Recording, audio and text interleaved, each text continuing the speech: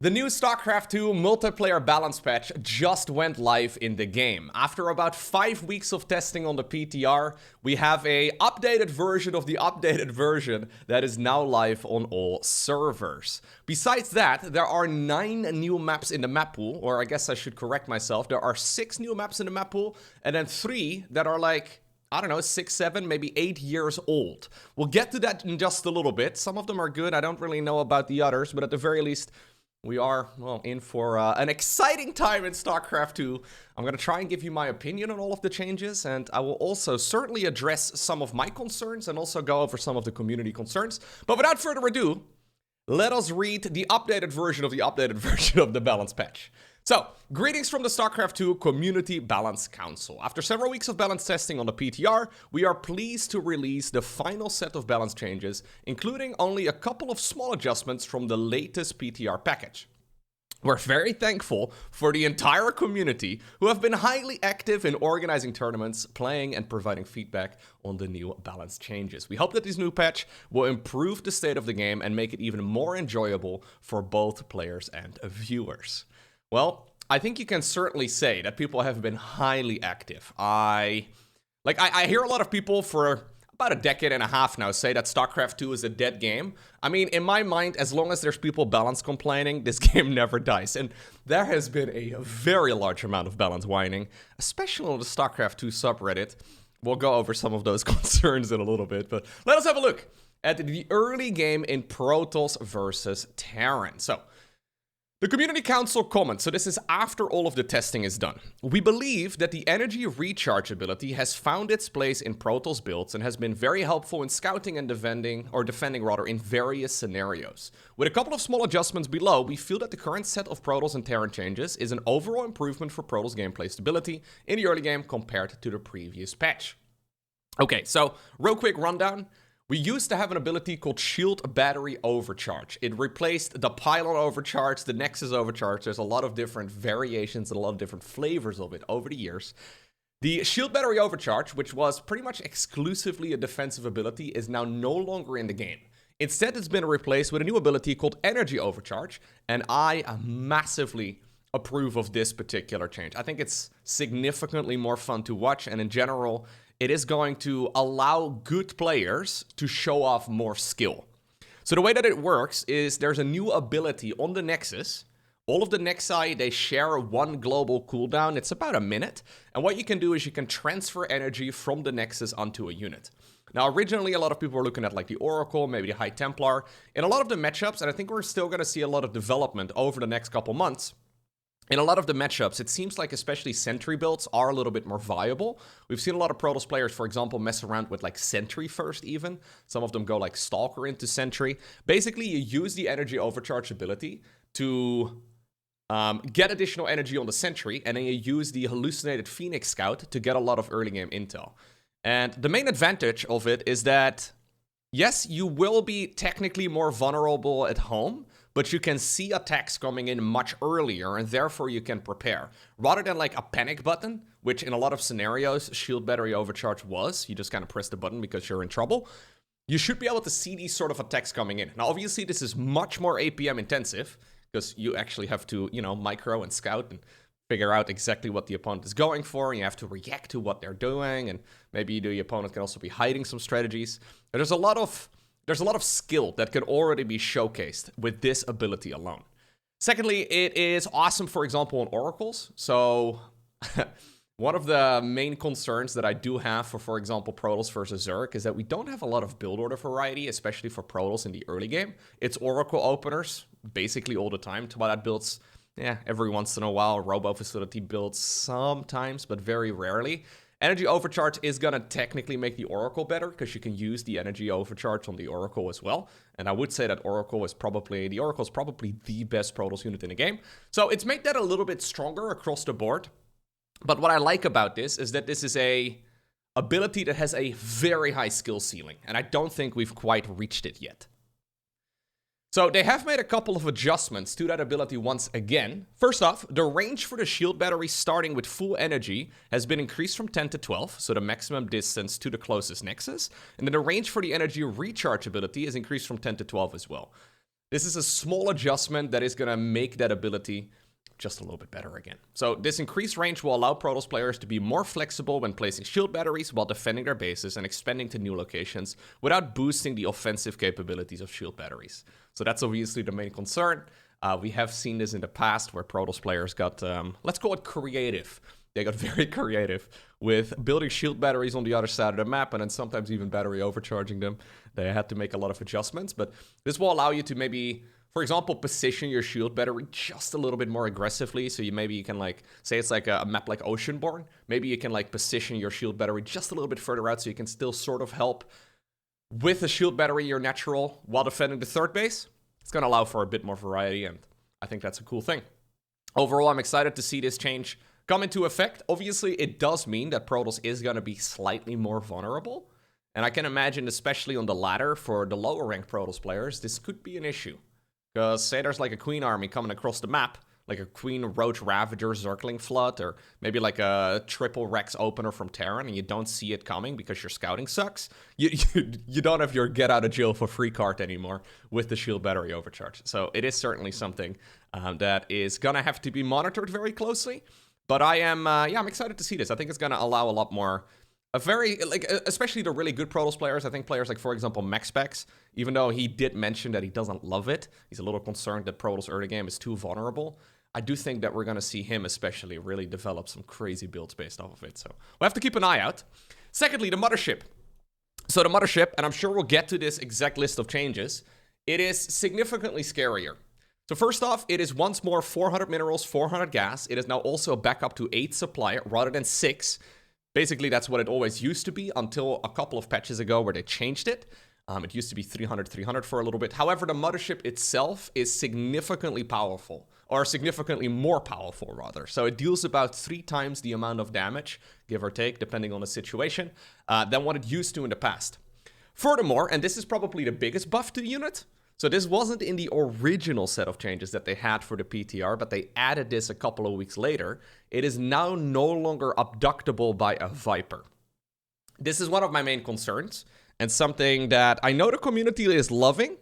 I see a lot of people rejoicing on the internet. We'll get to that in just a little bit, but I'm not 100% convinced that it's the right call to make. But we'll discuss that a little bit more in just a second. So the additional change that they've made to the Mothership is that the model size has been reverted, aka it's once again much larger than what it used to be. Meaning that, well, it's 8 supply. It's going to look a little bit beefier. I always thought that the previous version of the Mothership was a little bit too small. Well, I don't mind this. Maybe it's also going to be a little bit easier for Zerg players to attack it with, for example, Hydras or, for example, Corruptors. But again, we'll get to that in a sec. And then we also have the same thing for the Ultralisk.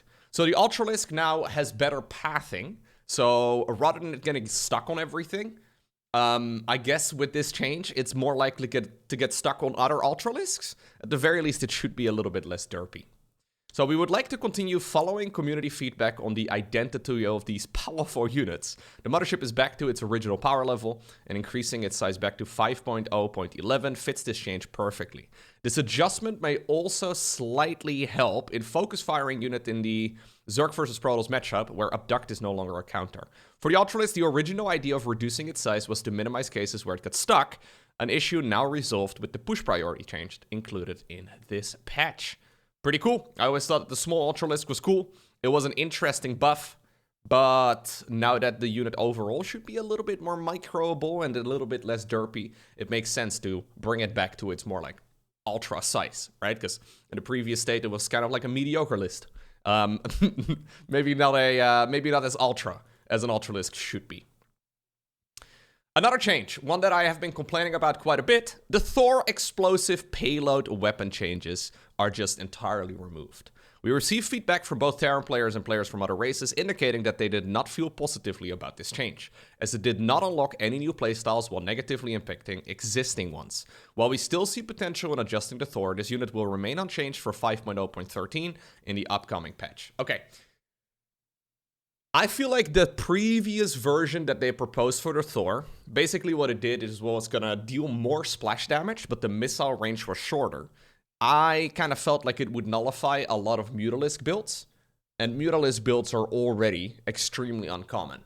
there has been a bit of debate whether or not it should be a buff against Mutas or whether or not it would be a nerf against Mutas. In my mind, Mutas are already such a flimsy unit that if you make one mistake, you lose all of them. And giving the Thors more splash damage, albeit at a shorter range, if you look away for a half second and a couple Thors show up, you will lose all the Mutas, and it felt stupid because Mutas are already extremely uncommon. Technically, it would also be better against, for example, clumped up like carriers, I guess, or maybe Void Rays or something in the Terran versus Protoss matchup. But basically irrelevant, right? Because we never really see that. When's the last time we've seen Thors go up against Skytals? It doesn't really happen. They're really only used for fighting especially Zerg flyers. So, yeah, seemed silly to me. Very glad to see that they decided to just remove those changes altogether. Late game concerns for the Ghost nerf. So the Ghost is now 3 supply rather than 2. There's a lot of... It's interesting. There's a lot of debate. I know some of the top-level Terran players have said that that nerf is too great. So they're saying that the nerf from 2 to 3 supply for the Ghost is going to destroy Terran in the late game. At the same time, the StarCraft 2 community seems to believe that the nerf is not big enough.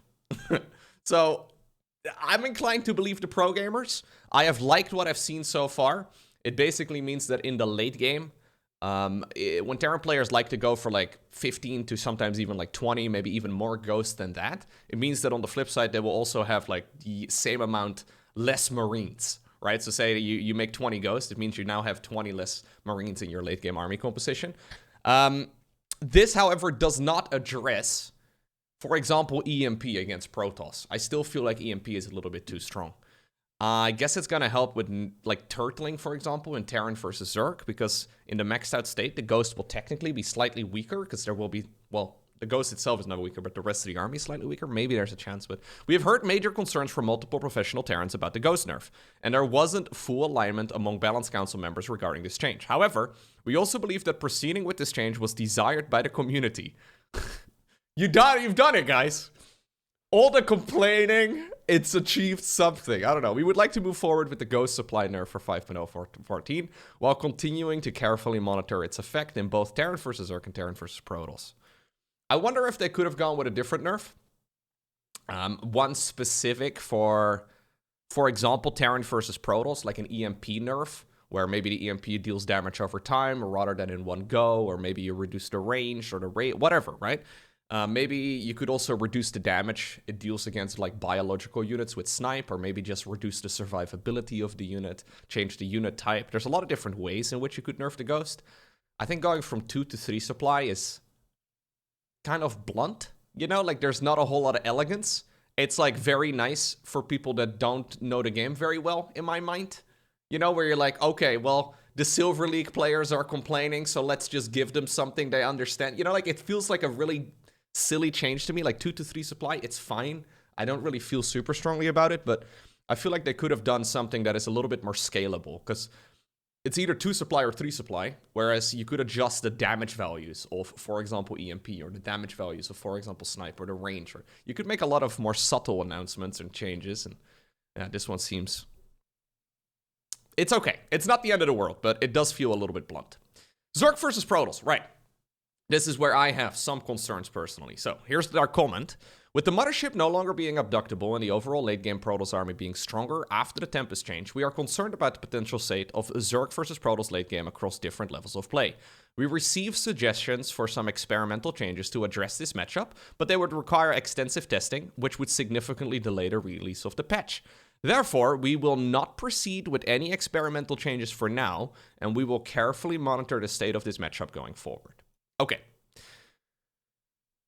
So in the previous version of the game, in the previous multiplayer balance patch, Protoss did not win a single Premier tournament. Furthermore, the patch before that, Protoss did not win a single Premier tournament. There's no denying that the Balance Council has dropped the ball on some of those very significant changes. That being said, there is this interesting disconnect that happens especially at the absolute highest level of StarCraft 2. So it seems that, for example, for Zerg versus Protoss, the 3, maybe 4 best Zerg players in the world dismantled Protoss late game, but everybody below that kind of struggled. And the same can be said for some of the very best Protoss players in the world. They would be destroying basically everybody that wasn't Serral, right? That wasn't Dark, that wasn't, for example, Raynor. The change to the abduct ability, so the Mothership is no longer abductable, it is obviously going to aid Protoss a lot in the late game. And it seems to me that in the games that I've seen for this matchup on the new patch so far, indicate that Zerg, when they are in an even footing or slightly behind, cannot fight the Protoss late game. Basically, you need to be able to make the transition towards like 20 to maybe 30 or so Corruptors, because Hydras don't really kill Skytles, and they certainly don't kill the Mothership as long as it's reasonably protected. And even though it's slightly larger now, I still don't think Hydras are going to cut it. So you kind of need to make that transition towards Corruptors. But Corruptors are a big commitment, especially if Protoss goes for like a semi-Skytles army, right? Where they don't actually go full Skytles, but they just make like one Mothership and maybe a couple of Tempest. And then they mostly have a ground-based army. You can kind of, while spending like 400 minerals, 400 gas on one unit, you can kind of force out a reaction from Zerg that is like 10 to 20 Corruptors, which is significantly more. And then after the Mothership dies, the Corruptors are kind of pointless. So I'm a little bit concerned. I'm not saying that the Mothership should be abductable. I do think this is a good experimental change. But at the same time, I am a little bit concerned whether or not the Zerg anti-air is good enough to deal with it. So my main problem, right? So one of the main problems that we're trying to address with this patch is turtling in Terran versus Zerg, where Terrans have been turtling for quite a bit, and now they're trying to reduce that with some of the changes that we'll read in just a moment. I'm a little afraid that we are going to see Zerg players at the highest level try to win in the mid game or lose in the late game. Meaning that they will very likely go for very committed mid game, maybe early game aggression, and if that fails, they just kind of lose. If that turns out to be the go-to meta, and I have heard a bunch of Zerg players saying that that basically is what they're going to do, they're going to go for all-ins or die trying, it would likely result in Protoss players trying to get to that Death Bowl army, meaning that they're going to turtle and sit back and just try to make that perfect force, because Zerg is going to come towards them anyways, because they can't beat them in the late game. I think this requires a lot of monitoring, and I'm a little bit afraid about some of the implications. It's mostly just that Corruptors are not super useful after they have killed air units. Yes, they're good at killing air units, but you need a lot of them, and you kind of need to be ahead to be able to produce a lot of them at the same time, because you need to go Spire, preferably upgrades, and then you make the unit. It is a little bit concerning, but there's no denying that this is going to be amazing for Protoss. That addresses, I think, the pro-level gameplay quite a bit. If you are not a professional gamer, and odds are, if you're watching this, you're probably not. Not to, maybe you're max specs, maybe you're Serral, maybe not, probably not. I am max specs, by the way. Some people are rumoring that I am max specs. You never know. I'm a little bit concerned for ladder heroes that play Zerg. So if you are a Zerg player below 6k MMR, which is the top of Grandmaster League, I've got a feeling you're going to get steamrolled by late-game Protoss. It is now easier than ever to control the late-game Protoss army. You don't really have to put your mama ship on a separate hotkey so much anymore. And I'm a little afraid that Zerg players on the ladder are just going to get rolled. Especially since a lot of the Queen timing attacks are now harder to execute because the Queen is 25 minerals more expensive. I'm a little bit afraid that all of those timing attacks are essentially useless now. Maybe not. Maybe the shield battery overcharge removal is going to be able to address that, but a little bit shaky. A little bit shaky in that regard. Okay, so here's the actual full updated changelog. So, the Nexus, it has that new shield battery, the shield battery overcharge ability is gone. That's the new energy recharge ability. So it recharges 100 energy to any unit within 12 range of the Nexus. It's 50 energy on the Nexus cost, and it's a 60-second global cooldown, meaning that you can't make multiple Nexi and just use each of them. You're gonna have to use it specifically on... I've seen some people actually ask about this, because they very cleverly noticed this immediately. This was in the YouTube comment section, actually. They asked whether or not it was a global cooldown, because if it wouldn't be, you could build a macro Nexus and then just use one Nexus to supply energy to the other Nexus, because it's 50 energy to cast the ability, and then you get 100 energy in return. It would be kind of sick to have a macro Nexus, but not the case. 60-second global cooldown. So the shield battery, it is indeed no longer overchargeable, but it has 50 additional health and then 50 additional shields. The Stalker, to make up for some of that shield battery overcharge reduction, or removal, I guess, it now is 10%, 3 seconds faster to produce. To clarify, this is not from the warp gate. The warp gate is unchanged. This is only from the gateway, meaning it's really only reasonable and useful for like the first maybe 3 or so units that get produced out of the structure. This is specifically done to address Protoss versus Terran early game. Say, for example, you're going up against like a Marauder proxy or some sort of early game all-in. If you don't have shield battery overcharge, how you defend it? Well, it's, I guess, slightly quicker to now produce Stalkers. This is another one of those things that I feel like you do have to keep a very close eye out on. The Colossus change, so the shield, it now has 50 less shields, but 50 additional HP, meaning that it technically regenerates less health over time. But this is going to make the Colossus slightly better against the Ghost, because the EMP ability no longer will be able to just straight up remove about half of the unit's HP. This is an elegant change, one that I like a little bit better than the Ghost nerf right over here. Maybe we should have had something like that globally to EMP instead. But anyways, it is one of the changes. The Tempest, supply cost reduced from 5 to 4, and the versus air attack range reduced from 14 to 13. I don't know why we have this. I feel like this was specifically done because they originally had a different version of the Liberator in mind, one that turned out to be much too powerful. I feel like it could keep its 14 range and it would be fine, because this really does feel like a noticeable difference, but apparently we're decided to go with that. Supply cost reduction is nice though. This is one that is most heatedly debated on the StarCraft 2 subreddit. So the cost rather of the Immortal has been reduced by 25 minerals, so that's a little bit cheaper, but the weapon cooldown has been increased as well, meaning that the unit is like, what, 10% or so slower to attack? But it's also slightly cheaper to produce. I find this a questionable change, personally. I feel like this one is also not really one that I agree with. Why? I don't know why, really. Like, yes, I understand that the Protoss late-game army has been destroying the Zerg late-game army, especially lurker-based forces. But it seems a bit unnecessary. Like, a lot of the changes are mostly done with Protoss versus Terran in mind. Like, this to me kind of feels like nerfing the damage of, like, a Marine. Or, for example, a Marauder. Or, like, a Roach. You know, like, one of the core units. I know the Immortal is relatively high up the tech tree, but it really is a core unit for Protoss. And nerfing the damage output of it is kind of a big deal. Protoss in general is also not really too mineral starved. Like, 25 minerals is... yeah, whatever. It's nice, but not exactly sure about this change. This kind of feels like one of those things from the Balance Council where it feels like a buff that the Terran players got just to compensate for some of the other changes. Kind of feel like maybe if the Protoss player spoke up a little bit more, they could have prevented this one, and it's the same for this one right over here. But maybe I'm mistaken, I don't know. Another one that is heatedly heatedly debated. The Disruptor Purification Nova, its radius has been increased from 1375 to 1.5, so the original radius. However, the Purification Nova damage has been reduced.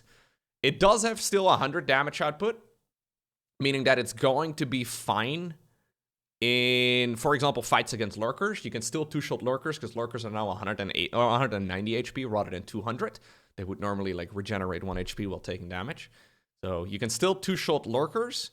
More specifically, though, this means that Purification Nova will not be able to one-shot Marauders. It will not be able to one-shot Hellbats. It will no longer be able to one-shot Roaches. It will no longer be able to one-shot Ravagers. Those are big changes. I've never been a fan of the Disruptor much, personally. I always kind of feel like it's very, well, literally hit or miss. It's kind of cool.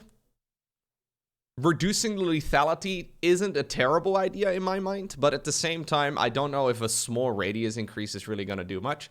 My main concern, I guess, is that if you look at the top-level players, like, for example, Clem rarely takes Disruptor shots to the face as it is. Like, Clem already makes a Disruptor look like a pretty terrible unit. Its main use is to force the Terran player to micro, so you can maybe like send in Dark Templar or like Zealot run-bys or something like that. Because the top-level Terrans don't really take a lot of damage from Disruptors all of the time. It is, again, though, going to be pretty nice for everybody on the ladder, I guess, if you're Protoss. It's going to be much easier to score a bullseye, but yeah. I'm not sure if this was really needed. It's the same for this change, and it's the same for this change, too. I feel like some of these could have done without. So there's the Mothership changes that I already went over. It is really cool. I do have to say, it is really cool to see the Mothership so frequently now in a lot of pro games. I am a little concerned if it's overtuned, especially for Protoss versus Zerg. I don't think any of these changes are particularly good for like Protoss versus Terran. As a matter of fact, I wonder if this is overall a nerf to Terran versus Protoss' Motherships. So I don't think we're really ever going to see it against Terran specifically. It is going to be amazing against Zerg, and I think we'll probably see it pretty much every single time. But then, on the flip side, I think every ladder hero out there, every Zerg player on the ladder right now is going to be shaking in their boots because they will probably not be able to play against it very well. I'm not sure what I'm going to do. I honestly don't know. Maybe if you're like really far ahead and you can suddenly whip out 20 Corruptors, it's going to be great. But if Protoss manages to get up to 4 bases and they just start making the Mama ship and they start making that Death Bally army and they just kind of sit there maxing out, I'm not sure, man. I'm a little bit concerned about it, but only time will tell. The Terran change. So these changes are mostly also for Protoss versus Terran. So the Cyclone reverted to the 5.0.11 Cyclone. Yesterday, when they first updated the StarCraft 2 servers, it happened out of nowhere. This unit was actually bugged. From what I've understood, I haven't actually tested this yet. The range is now the correct range. So apparently it was stuck at 9 range when it was supposed to be 15 with the lock-on. Anyways, long story short, the Cyclone has been reverted to not the previous version, but before the version before that. Reason being, and somehow this seems to be lost in translation a little bit, because I see a lot of people, especially Protoss players, complain about this. This is an amazing change for Protoss versus Terran. One of the problems you run into in Terran versus Protoss, as the Protoss player, is that your build order variety is very, very small. If you want to try and, for example, go for a Stargate opener, generally speaking, you will lose if Terran goes for a Marine Cyclone push in the previous patch. Because you usually, if you want to go Stargate, you will usually start the game off with Adepts. Adepts get absolutely massacred by Cyclones.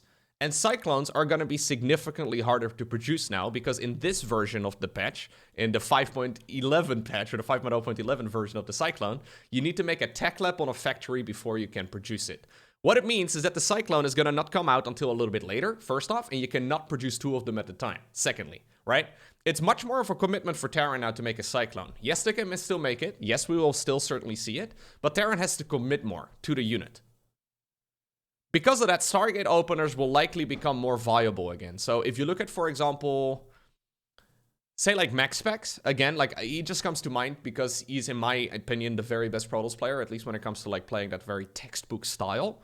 He rarely plays Stargate because you just lose against, it's almost like a coin toss, you know? It's like a rock, paper, scissors. If your opponent decides to Marine Cyclone you, which is just a good start against basically any Protoss build, you're going to be in trouble. So this particular version of the Cyclone is likely going to enable more Stargate-based approaches, especially with the energy overcharge ability that you can use on an Oracle. So rather than maybe going Phoenixes immediately, although you could use it on Phoenixes too, yeah, maybe you can get some more value out of it. We'll have to keep an eye out on how that actually plays out, but I'm hoping, personally, that we will see more Stargate openers.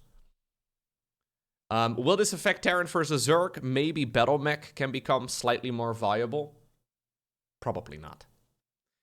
Salvage. So the damage now cancels the salvage ability. So when you salvage a bunker, it will now, well, not be able to complete its salvage when it's being attacked. And the salvage timer is now visible to enemies, which is also quite nice. So you can play against it a little bit better. This seems like a very reasonable change and not one that anybody really complains about.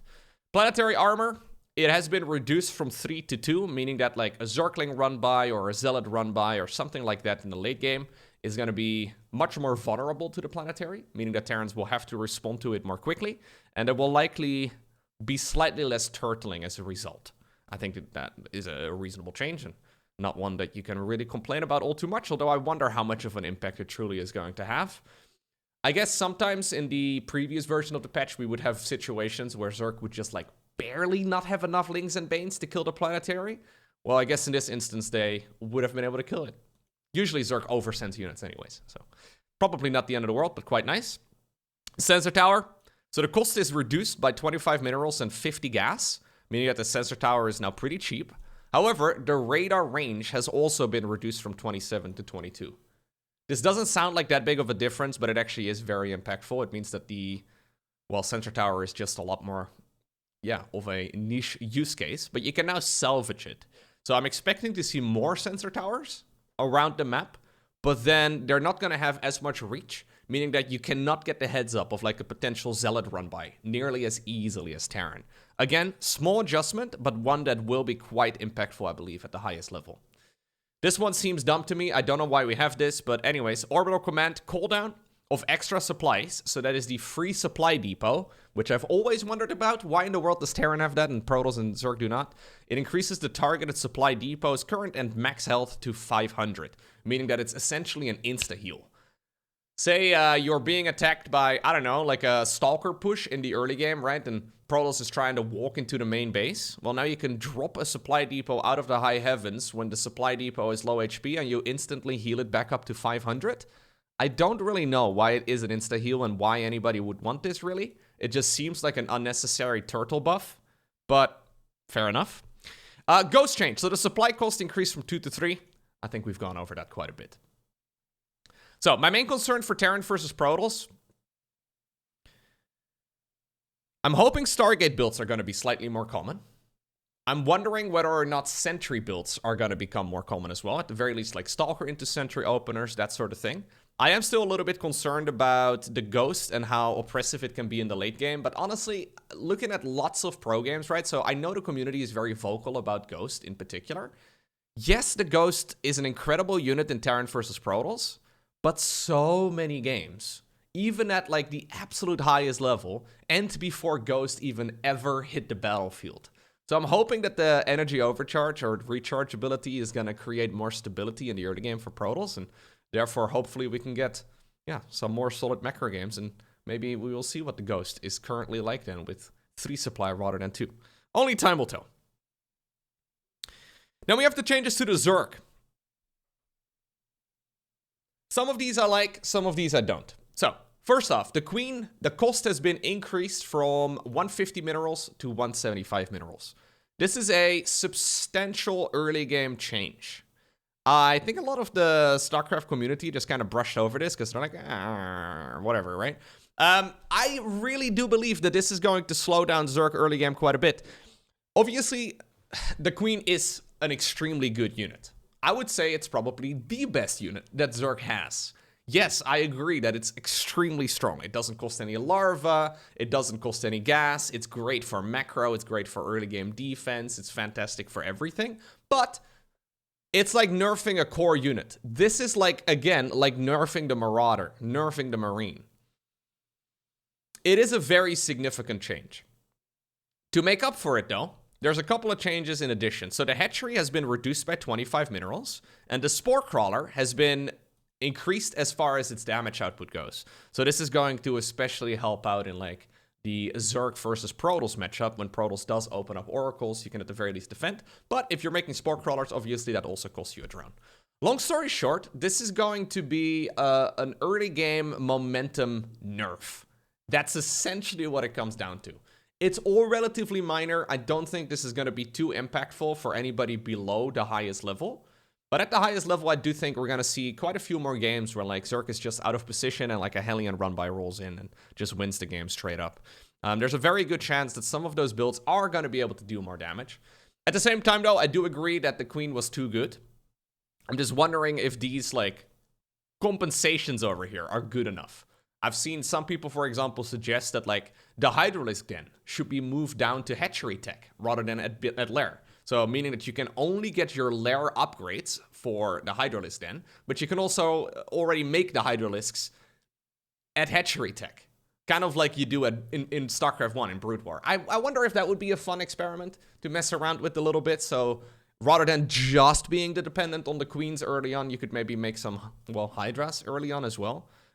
Be it unupgraded Hydras, and honestly, Hydras without upgrades are kind of garbage. So, I don't know. We'll definitely see some adjustments from Zerg. We've already seen Zerg players like change some of their build orders up. One of the advantages to note is that this is going to increase the speed at which Zerg builds their very first hatch. Meaning that on some maps, you will probably be able to get away with like a 16 hatch every single time, because that first hatchery does come down ever so slightly quicker. And obviously, when your first hatchery comes down slightly quicker, you can also start making queens out of that hatchery slightly earlier too. So maybe these changes are not going to be that impactful, but I have certainly noticed more games where Zerg is just kind of dying early on. We'll have to keep an eye out on it. There's a very good chance that when Cyril shows some of his games that he is just going to, well, make Zerg look pretty much unbeatable. Mostly because he's going to be perfect with his positioning, but until then, I have my doubts. It's also worth noting that the Queen obviously gets used a lot in early game pushes, mid game pushes, for Zerg versus Protoss in particular. I don't know if that's still going to be viable, because you will have 1 to 2 less Queens. Doesn't sound like a ton, but at the highest level, that is all the difference. So, yeah. Ever since, I just wanted to note this. You know how, like, a lot of people contribute the Reaper nerfs specifically to Bjorn? If you look to all of the changes that the Queen has gone through since 2018, I think we can all safely say that Cyril is the direct reason why the Queen has been hit left, right, center every single patch, man. They used to be so much better. Like, they had more anti-air range, they could transfuse off creep. Man, if we had the 2018 edition of the Queen, Zerg would be unstoppable. Which, I guess, Cyril has been in most situations. Although recently, though, obviously, well, Clem has had his number. I don't really know exactly how much the rest of these changes are going to be useful. So we have a couple more over here. We have the Hydralisk. So the Hydralisk has got a new ability. So the Muscular Augment's creep speed has been reduced from 1.0.3 or 1.03 rather to 0.74. Okay, fair enough. And there's a new research called Nanomuscular Swell.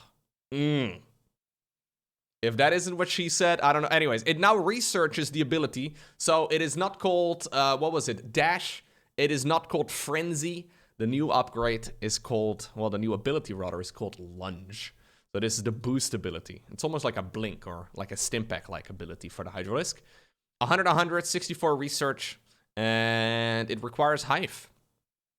It increases the movement speed by 100% for 0.71 seconds. This feels like a fringe buff to me.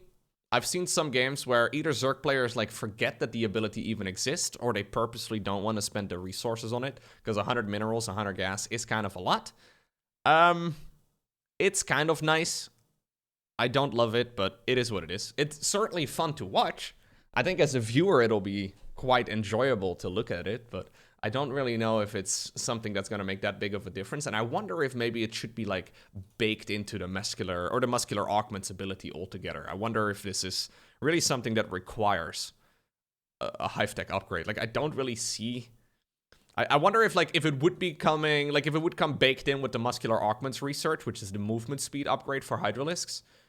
I wonder if it would enable any sort of like mid-game Hydra timings. Maybe, but yeah. It's cool. I don't love it. This is a nice change. Another one that is cool, but I don't love it. Microbial Shroud now lasts for 3.6 seconds on units leaving the Shroud. Microbial Shroud is certainly one of the least used abilities in all of StarCraft 2. This is what originally replaced the Infested Terran. I don't see it being used much more after this patch, but I guess it will be slightly more useful. So it will now sort of like stick to units that are affected by it, which maybe, yeah, will make some things a little bit more reasonable. The thing is, so the idea behind this, right, is that you can play Hydras and Infestors together as an anti-air option. Specifically against Zerg versus Protoss, I don't really see this being all too useful. Because Hydras still die to everything else. It's not so much the flying units that kill the Hydralisk. So if the Hydra still dies to Psionic Storm, to Colossi, to Zealots, to anything, I don't really know if this is really going to make much of a difference, but it is certainly gonna, yeah, help push that unit in that direction. I don't have very high hopes for it, but I guess only time will tell. Now we have the Ultralisk, so the increased allied push priority has been, well, increased from 0 to 1, so it now pushes allied units out of the way. Anabolic Synthesis movement speed has been reduced, so that is the movement speed buff off creep, meaning that I now have about the same speed as Marine Marauder, meaning that it's easier for Terran players to kite if they don't have any Ghost, for example, to be sniping the Ultralisk with. And then the model size has been reverted, as in it's now larger than what it once used to be, although it's once more back to what it used to be way back in the day. Long story short, I am a little bit concerned for Protoss versus Zerg. I'm a little bit concerned for Protoss versus Terran. I think Terran versus Zerg will probably be mostly fine, although, yeah, these changes are going to reduce Terran turtling in the late game, I think. Although a lot of the Terran turtling is mostly done because of the map pool, so yeah, have to keep an eye out on that too. It is exciting. Now, there's a whole long list as well of bug fixes. I haven't actually looked at these yet. Oh, I think it's just the same ones that we already had. So, Orbital Command Scanner Sweep Visual now uses Team Callers. The Command Center Nexus and Hatchery now auto-rally to Mineral Fields. That's nice. Workers waiting for the refinery and the extractor and the simulator to finish do not count as idle. SCV random delay between moving has been adjusted. Okay, the added icon to the command card for the Infestor, Heli, and Hellbat showing unupgraded passive upgrades. That's also quite nice. Siege Tank and Immortal tracking change from the previous patch reverted due to causing unintentional retargeting. Fixed an issue where Blinding Cloud causes certain melee units to attack to be more easily cancelled. Fixed an issue where Blinding Cloud causes planetaries to not attack units at melee range in certain angles. Fixed an issue with issuing orders on certain types of rocks in the fog. Fixed an issue with Changeling Zealot move animation speed. Tweak the Hydralisk move animation speed to match its actual movement speed. Fixed an issue where the Graviton Beam could be cancelled within 0.04 seconds of casting. Fixed an issue where the Lurker's attack could be cancelled within... Okay. Fixed an issue with the maximum Cyclone lock-on range. Well, this is an issue that was caused by your own patch, but I guess it is a solved issue. Look, I'm a little bit concerned, especially for the late game for Zerg. It just all feels a little bit tricky. The Ultralisk buff is nice, but some of these changes feel like the type of changes that Protoss used to get in the past. Protoss used to just sort of be nerfed for their core units, but then they got a couple of fringe buffs around the outside, right? And a lot of these changes are quite nice, but most of them are fringe buffs. The Ultralisk will be slightly better, but I don't know if it will be great. It will still be useful in games where Zerg is quite far ahead, just to, like, you know, push the Terran player in particular out of the game. I may see a world where, like, Hydra Ultra Infestor could actually be good against Protoss, but I still think that the Immortal will probably be forced out and will tear through that type of army. So we'll have to see how this plays out. All things considered, I am positive about this patch. It seems like a lot of people on the internet are very upset about this patch. I don't entirely agree. I think it's probably like a misunderstanding.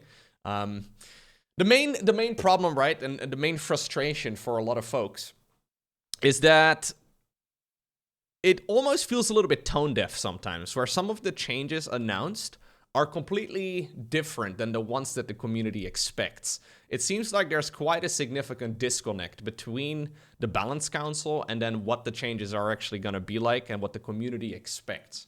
So that is, first and foremost, quite important. And secondly, I think there's like a big communication problem too. So all of these changes are cool to mess around with. I would love to see more experimental changes, assuming Blizzard is actually here to jump in and change and fix any problems that might occur. The way that this has been going over the last like 4 or 5 years is problems are in the game for like what seems to be 4 or 5 months, and then finally Blizzard does something. And that incredibly slow movement, I am kind of tired of it. It is frustrating to me, especially because I love this game and I want it to do well. It seems like everybody's trying really hard except Blizzard. And that just, blows my mind. Oh, let me, by the way, show you real quick. So the last thing I want to go over is the new maps. Well, some of the new maps anyways. So Frostline is new, Amygdala is new, Whispers of Gold is new, Ultralove is new, Eldorado is new, and Leylines is new. I've been casting loads of games on those maps already. All of them are looking really good, albeit relatively normal. I've seen a lot of games on the PTR. However, so when the patch first launched last night, at least over here in the Netherlands, the map pool had literally 6 maps. It's like Blizzard forgot. So originally this patch went live with a whole lot of bugs. They quickly changed it, but it also only had 6 maps. I woke up this morning, I load up the game, and they have added Neon Violet Square back onto the ladder. They've added King's Cove back onto the ladder. Abyssal Reef back onto the ladder. This is probably the most popular map in the early days of Legacy of the Void. For some reason, these are the 3 maps, and I don't know who decides this, I have no idea. For some reason, those are the maps that are quote-unquote new. I don't know why. Now look, I know this is a long video already, and I'll stop rambling here in just a little bit. I love StarCraft 2. This game is fantastic. It is still my favorite game after first installing it nearly a decade and a half ago. Obviously, it's what has accidentally, over the years, turned into something that I can now do for a living. Thank you, by the way, for watching. I much appreciate it. Thank you for allowing me to do what I do. I want this game to be successful. Since Blizzard is minimally involved rather these days, evolved would be slightly different. Since Blizzard isn't really involved anymore with anything as far as StarCraft goes, sometimes they publish a random patch, but I feel like the communication is kind of atrocious. The easiest way in which this game can be exciting, to me at the very least, and I think for esports as well, and for everybody watching, the easiest way that requires minimal input from Blizzard is to more frequently change the maps. I think we've seen some brilliant stuff with, for example, Dynasty, where Dynasty originally was considered to be an amazing map for Terran, going up against Zerg, and then over time, Zerg players figured out, wait a second, if we expand like this and we play the map slightly differently, maybe take the mineral field on the wrong side, and the map, it fluctuates over time and it creates really interesting dynamics. I don't know if this is possible. I have no idea who's in charge of maps. Sometimes new maps, like for example, the maps that we just got. Nobody talks to me about these sort of things. I have no clue. But I would love to have maps change. Like say there are like 9 maps every new season for StarCraft 2. We could have slightly more experimental maps as well. The game doesn't have to be like in a quote-unquote perfect state for 9 months, because that's when Blizzard decides to make any changes to it again and before the balance patch will once more go live, you know? I think if we want to keep this game moving forward, which is what all of us want, it would be so great if we can have more frequent map changes, just like it used to be back in the day. It doesn't really require very much input from Blizzard. I think they just need to upload them and just publish them live. The community does basically all of the work. But the problem is there's no communication. I have already seen some of the map makers post a lot of question marks, for example, on Twitter over the last, 24 hours or so, where map tournament contests are being run. Those guys have spent so much time trying to make amazing maps. We have experimental maps. We have cool ones that did really well in, for example, the Team Liquid map contest. We have the finalists, the winners of those tournaments. And then the new patch goes live. Nobody knows what to expect. Here's 6 maps that we got from the TLMC and then 3 from the olden days. Like, there is very little communication there, and I feel like it's such a missed opportunity. We have years of good maps that could be used. Yes, I'm excited to see these 9, and I think it's going to be really fun. But it would be amazing if, say, late February, right? Maybe early March, we get another refresh of the map pool. You don't even really need to change the balance of the game at that point. Just a map pool refresh goes such a long way, and I notice at the very least for my own interest in the game, but also for viewers' interest, there's really significant peaks in the amount of people engaged on these videos, and also just in the community in general, whenever there is a new update. And uploading maps doesn't sound like a lot of work. I know very little about game design, but the community has already done the work. Just put them onto the ladder. It doesn't sound like rocket science to me. Lastly, and this is something that is also very frustrating to me as a StarCraft commentator and somebody who loves pro gaming, we still do not have an announcement for a 2025 season for StarCraft 2. It's been several months since the most recent season of StarCraft's competitive game wrapped up. There's been zero communication as far as that goes. We don't really know anything. Is there going to be a 2025 season? Will there be an upcoming pro scene again? Or is this going to be the way that things are going to be? Will there only be small cups and the occasional offline tournament? What would be... Any sort of communication would be really nice. I feel like that is what it all boils down to. If this game is meant to be community run, why not talk to the community? It seems a bit silly. Oh, and then the final thing, I made a note for this. I have been preparing videos in advance. So this weekend, this upcoming weekend, there's finally a StarCraft tournament again that I'm going to. I'm going to be going to Home Story Cup. So if you decide to go, come say hello. Please make sure to stop me, even if I look busy. I have been preparing videos in advance. I'm actually glad I've been casting additional games over the last couple days because all of the old replays are now broken. But I have 4 videos ready to go right now that are still on the previous multiplayer balance patch. So I'll be publishing those over the next couple days because I won't be able to cast any games and prepare any videos this weekend, obviously, because I'm away from home. So those are still going to be the old patch. Everything else after that will be the new patch because literally all my other replays are broken. This has turned into a much longer video than I meant it to be. Hope you enjoyed watching it, and I hope to see you once again tomorrow for another one.